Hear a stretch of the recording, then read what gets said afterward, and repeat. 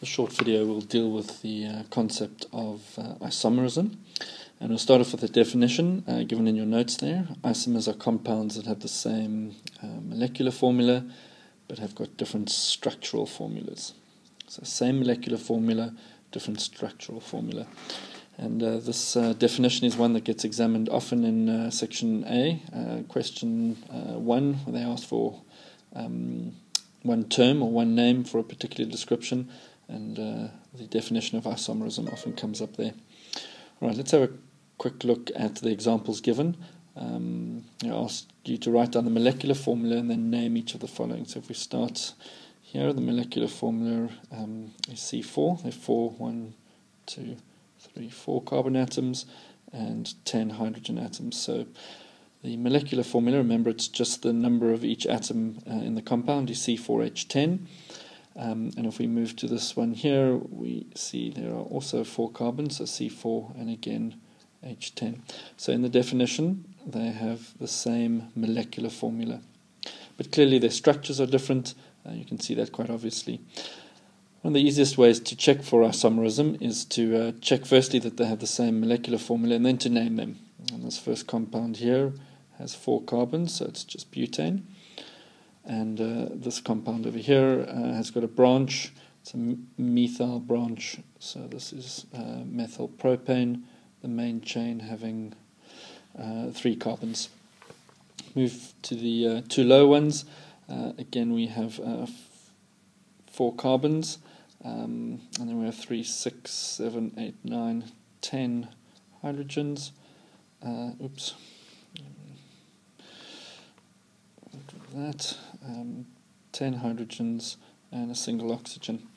This compound on the right again has 4 carbons, 3, 6, 9, 10 hydrogens and an oxygen. So again they have the same molecular formula, clearly different structural formulas.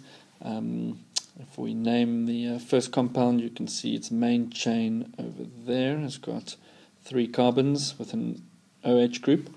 So that's propanol, and then we have a methyl group on carbon number 2. So this is 2-methyl propanol. This one over here, there's your main chain. But in this case, the OH group and the methyl group are both on carbon number 2. So this one is 2-methyl propane 2-ol.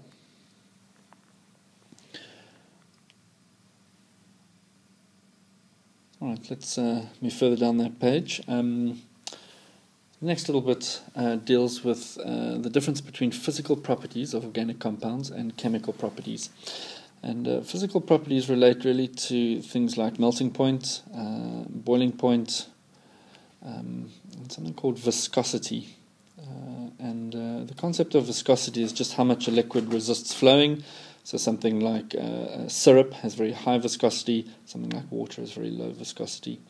And physical properties are determined really by intermolecular forces. You did some work on intermolecular forces, and in our next lesson we'll recap those from grade 10 and 11. So physical properties are determined by intermolecular forces.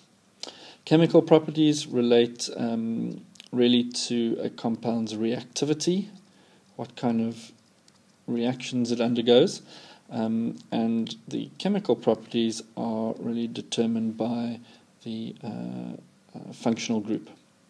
So when we look at the reactivity or chemical properties of a particular compound, we're interested in particular in the with the functional group. So let's then apply that to these 2 compounds. Let's just check that they're isomers. This first compound on the left has got 3 carbons, 3, 4, 5, 6 hydrogens and 2 oxygens. 1, 2. Compound on the right has got 1, 2, 3 carbons, again 6 hydrogens and 2 oxygens. So they've got the same molecular formula, but they're clearly different compounds. You can see they've got different structural formulas and different names. This one over here is an acid, as its carboxylic acid group, and there are 3 carbons. So that one would be called propanoic acid.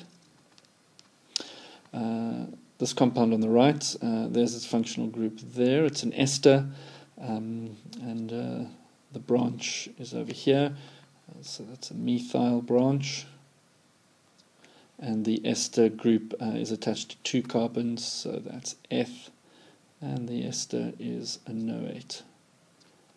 So methyl ethanoate and propanoic acid, clearly 2 different compounds but with the same molecular formula, and therefore they're isomers.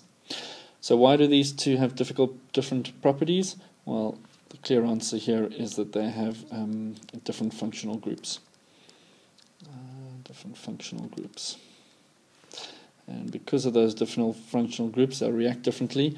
Propanoic acid on the left is an acid, and so it reacts in the common way that acids do, changes the color of indicator, reacts with metals, neutralizes bases, etc.